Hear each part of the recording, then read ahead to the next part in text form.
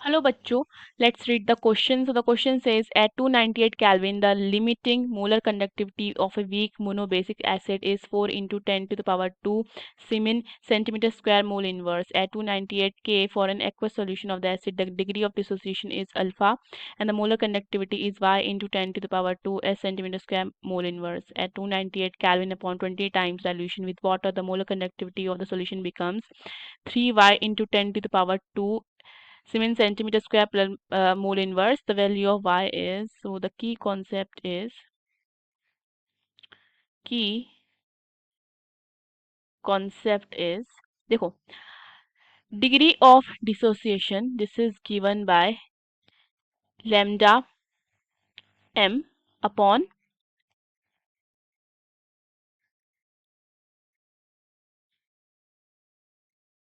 lambda m not. ठीक है, this is जो हमारा lambda m है वो क्या है, molar conductivity at any dilution, and lambda m not क्या है, limiting molar conductivity eight infinite dilution.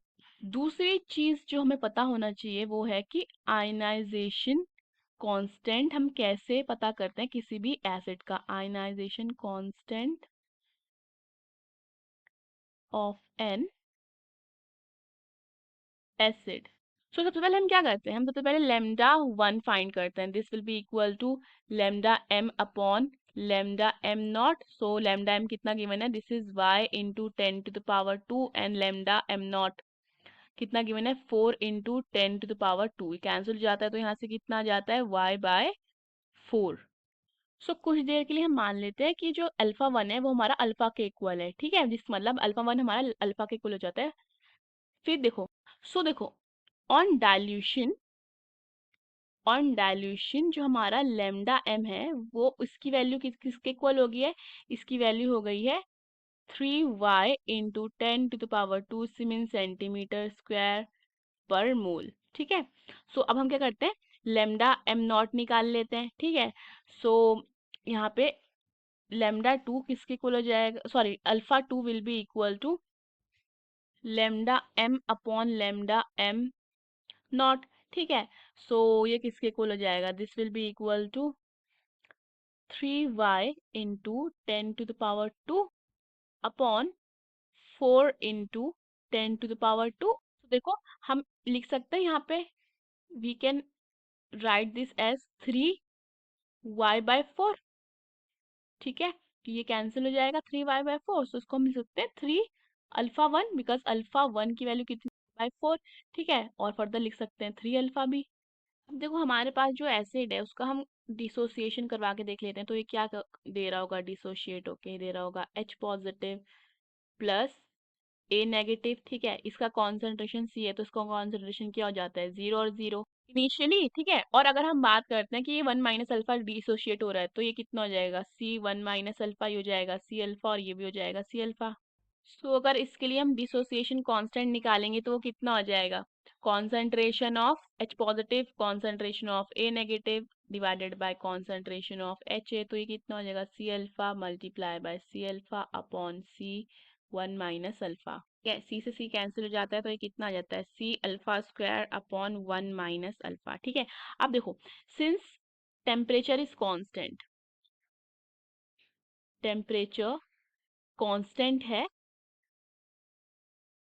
So therefore we can से जो हमारी वैल्यू होगी, ठीक है, के की, ठीक है, के की वो भी क्या हो जाएगी, वो भी कांस्टेंट रहेगी. डिसोसिएशन कांस्टेंट भी क्या कांस्टेंट रहेगा. डाइल्यूशन से पहले वाले को ले लेते हैं. ठीक है, तो ये कितना हो जाएगा, C1 alpha one square upon ये जाएगा 1 minus alpha one. So this will be equal to C2 alpha 2 square upon 1 minus alpha 2. देखो हमारे पास जो वैल्यू है किसकी, अगर हमारे पास अल्फा टू की वैल्यू कितनी है, अल्फा टू की वैल्यू हमारे पास 3 अल्फा है. ठीक है, एंड अल्फा वन की हमारे पास अल्फा है. ठीक है, एंड देखो क्या बोला गया है, at 298 kelvin upon 20 times dilution with water the molar conductivity of solution, तो 20 टाइम्स. ठीक है, सो दैट मीन्स मेरा जो C2 हो जाएगा. ठीक है, C2 को हम लिख सकते हैं, this will be equal to C by 20. ठीक है, जो C है हमारा वो 20 टाइम्स ऑफ C2 हो रहा है. ठीक है, फाइन. देखो यहाँ पे हम इसको कैसे लिख सकते हैं, दिस विल बी, ये हमें देगा C alpha square upon 1 minus alpha and this will be equal to c by 20 multiply by 3 alpha square upon 1 minus 3 alpha. तो देखो ये कैंसिल हो जाता है, सॉरी ये नहीं, सी कैंसिल हो जाता है, ठीक है, एंड अल्फा अल्फा स्क्वायर भी कैंसिल हो जाता है, तो हमारे पास कितना आ रहा है 1 upon 1 minus alpha will be equal to, ये जाएगा 9 अपॉन 20, इधर आ जाएगा मल्टीप्लाई बाय 1 माइनस 3 अल्फा। ठीक है, तो यहाँ से हम इसको लिख सकते हैं कि हमारा 1 माइनस अल्फा कितना हो जाएगा, this will be equal to, और we can say 9 multiply by 1 minus alpha will be equal to 20 multiply by 1 minus 3 alpha. ठीक है, तो यहाँ से 9 minus 9 alpha will be equal to 20 minus 60 alpha हो जाता है। सो फर्दर ये कितना आ जाएगा, ये हो जाएगा हमारा minus 9 alpha plus 60 alpha will be equal to 20 minus 9, so यहाँ से 51 alpha will be equal to 11 हो जाएगा। सो अल्फा कितना हो जाएगा 11 बाय 51। ठीक है, सो इसको हम लिख सकते हैं 0.2156। सो राउंड ऑफ करके हम इसे 0.22 भी ले सकते हैं। ठीक है, सो ये अल्फा की वैल्यू हो जाती है। Now since since we know that alpha क्या है हमारा, alpha can be written as y by 4, so this will be equal to, यहाँ से अगर हम देखते हैं y कितना हो जाएगा, y हो जाएगा हमारा अल्फा इंटू 4। ठीक है, सो y को हम लिख सकते हैं y will be equal to 4 multiply by 0.22। So यहाँ से y कितना आ जाता है 0.88। ठीक है, y की वैल्यू कितनी आ रही है 0.88, so the value of y is 0.88। Hope you understood the question, best of luck.